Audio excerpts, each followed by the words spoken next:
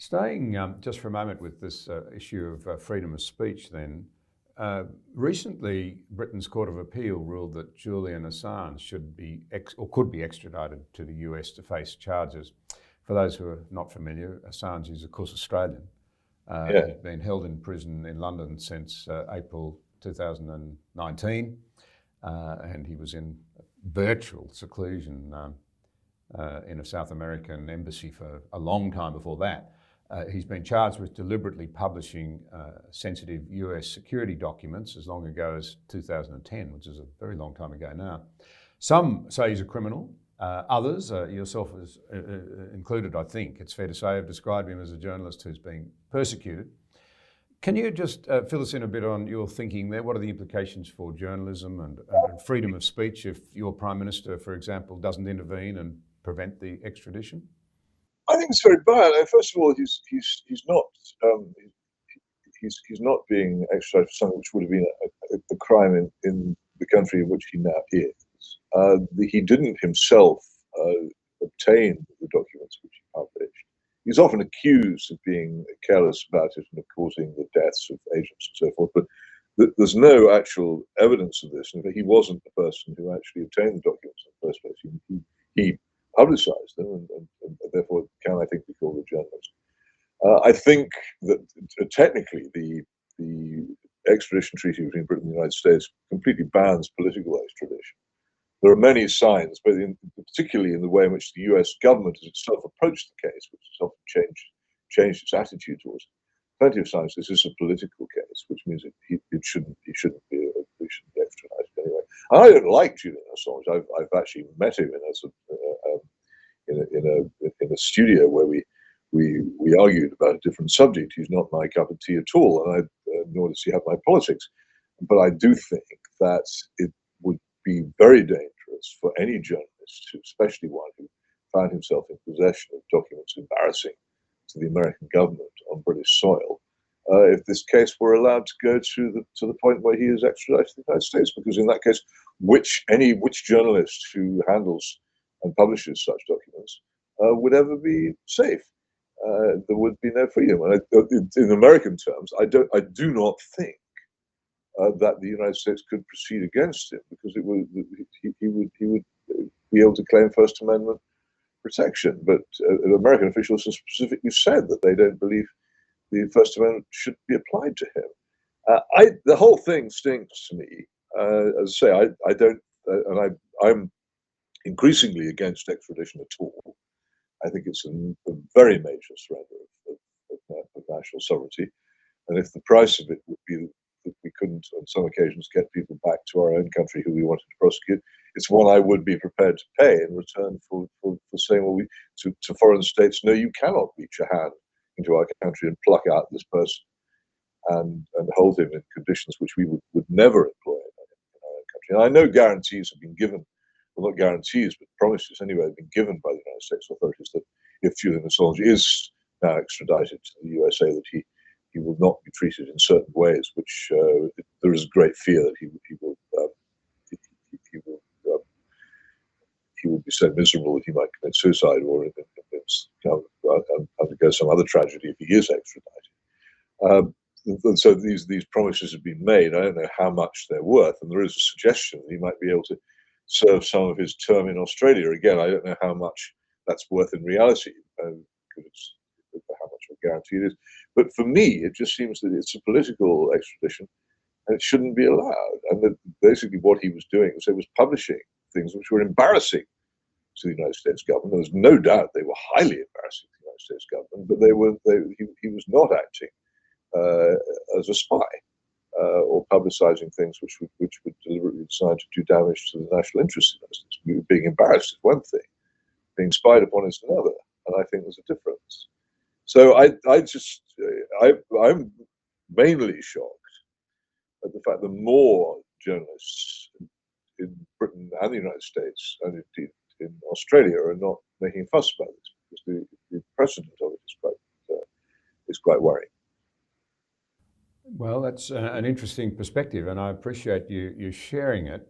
To come to something else, the year after the Brexit vote, I thought very interestingly, you implored British policymakers to make a, quote, practical deal whose main aims are liberty, prosperity and happiness, not some wild, doomed utopia of total free trade or world government. I can see what you were driving at, but how would you say now that 5 years on, this is working out, Peter? No, it's not. It's not working out at all well. And I never wanted to leave in this fashion. I didn't want a referendum. I think plebiscites are a very dangerous way for a country to conduct itself. And I never wanted this. I didn't campaign in it. I didn't vote in it. I had apprehensions about it, and they proved to be justified. I also thought there was a compromise available which we could have taken, which we didn't take, which would have allowed us to remain in large parts of the economic benefits of the European Union without taking the political side or the legal side, which is what has worried me. But it was impossible to insert this idea into any part of politics because there were two factions, and neither of them was interested in that form of compromise. And I'm concerned. I don't think it's going at all well, and I think that there may well yet be a severe backlash to it as the economic implications of leaving, particularly the single market and becoming a third country, sink in, which we would have avoided by taking the Norway option, which I wanted. So yeah, as so often, one of my favourite characters in history is Lucius Carey, Lord Falkland, who fought on the king's side in the Civil War in the 17th century, but eventually became so exasperated with the king and was so unattracted by Cromwell that he rode into the thick of the battle at Newbury with the clear intention of getting himself killed, and duly was. And I know exactly how he felt. There are times when people should seek compromise between differing positions rather than be intransigent and demand everything. And this was one of those, and so far we haven't found it.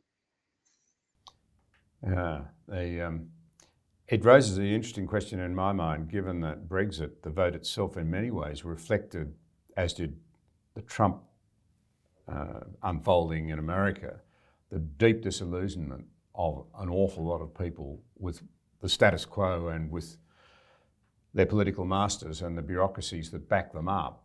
But it raises in my mind the question as to, on the one hand, people feel the political parties and political leaders and bureaucracies have let them down, but to what extent have we in Western societies become ungovernable? I think I might have mentioned this before, but our the most senior political writer in Australia, in the context of an election about 5 years ago, he said, we Australians must ask ourselves the question, are we in fact becoming ungovernable with the breakdown of what he called virtue and civic glue? I think there has been a great breakdown of virtue and what you correctly call civic glue, and I think that this has been a product of the Great Cultural Revolution. It's one of the things that I've tried to, initially when I began to write about it, I thought might be reversible and hasn't been. So I think we have become less able to cope with the freedom that we had than we were before, because we no longer have a lot of the mechanisms which restrained us. And this is a simple Edmund Burke point, isn't it? That if a people that will not restrain itself will end up being restrained by outside force, that the less people are governed by morality, the more they will need a strong state. And I think we see this increasingly, and we have seen it. Well, there is another problem. It's certainly a British problem, and I suspect you have it too.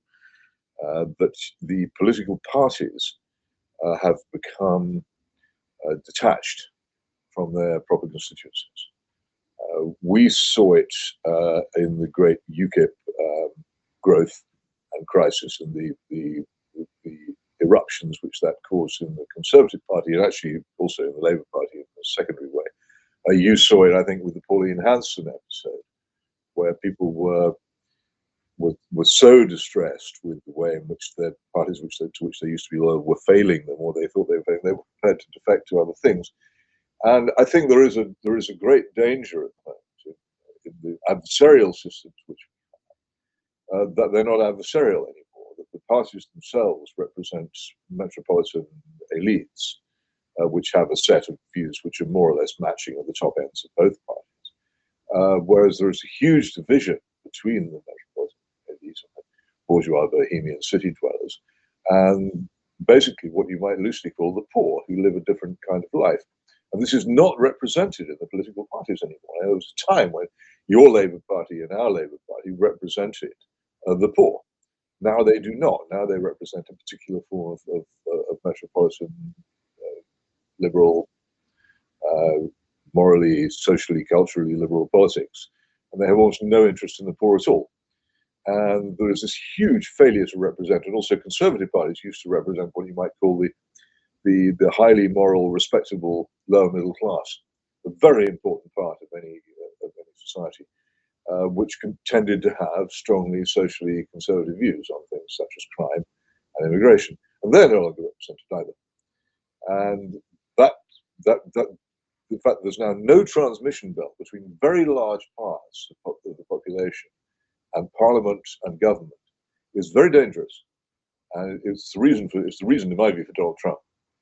Donald Trump is the direct consequence. The large parts of the American population being pretty much regularly insulted as worthless deplorables, not just in the era of Hillary Clinton, but for 30 or 40 years before that, and finally losing their temper. And in my view, losing it in an extremely unproductive and foolish way by supporting Donald Trump. But that I have always blamed Donald Trump.